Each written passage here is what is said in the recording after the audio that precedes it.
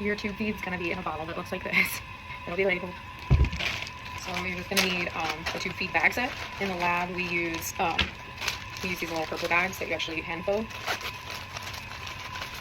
So it's going to look something like this.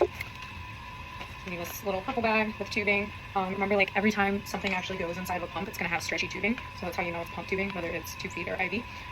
So I highly recommend that you be very cautious when you're filling the bag, especially if it's the first time, because it could spill and you'll end up with a whole mess. But as far as the lab goes with this, you don't have to like clamp anything. The pump will do all of the priming. So you have a cap on the end of this, so if it touches the floor, that's okay. So you're just going to open your top here, and then you're going to take your feed. And you don't fill all the way out, but at least feed yourself. It's not feed. Okay, just open it up. And then to close this up top, you're going to use your thumbs to push down. And then there's that little tab at the end. You just kind of feed it through this little anchor point so it doesn't open. And see, nothing's really coming through the bag. The pump has to do all the priming. So I'm going to hang this up on my pole. Bring this closer so you can see. So turn our pump on by holding the power button. And it's going to say load set. I'm going to flip this around maybe so you can see it. So it's going to say load a set here before we do any of our settings. Okay, so when you come to the side here, it has a picture. Pictures are good. I'm going to set my phone up here just so I have a free hand.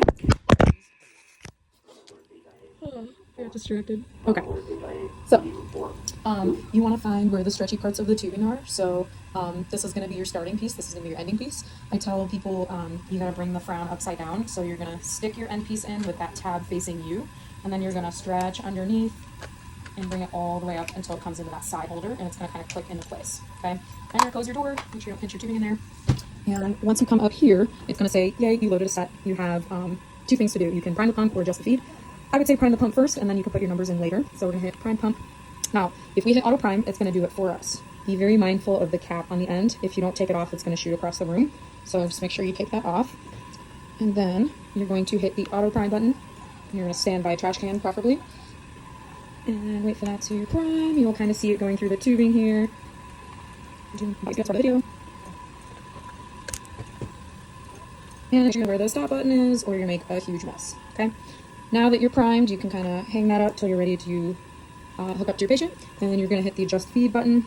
Now, you just need to put in a feed rate for senior proficiency. You do not have to do any sort of volume or anything like that. So whatever the patient is ordered, you're going to do. These little carrots over here control the numbers on the pump. So let's just say they want it going at 10, 20, 30, you get the point. So make sure you set that, hit enter.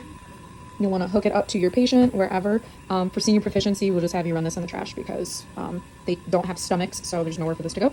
So hook that up, tell us you're hooking it up, and then you'll just hit run. And that's it. Easy peasy. So to take it down, in case you ever needed to know for real life, anytime you just hold down the power button, it will shut off for you. But if you need to turn it off for whatever reason, like they're going to a scan or something, you don't want to take it, you can shut it off, and then the next time you turn it on, this setting should still be in there. And then to unload, just the opposite of how we loaded it, you're just going to pull up until that tubing comes out, and that's it.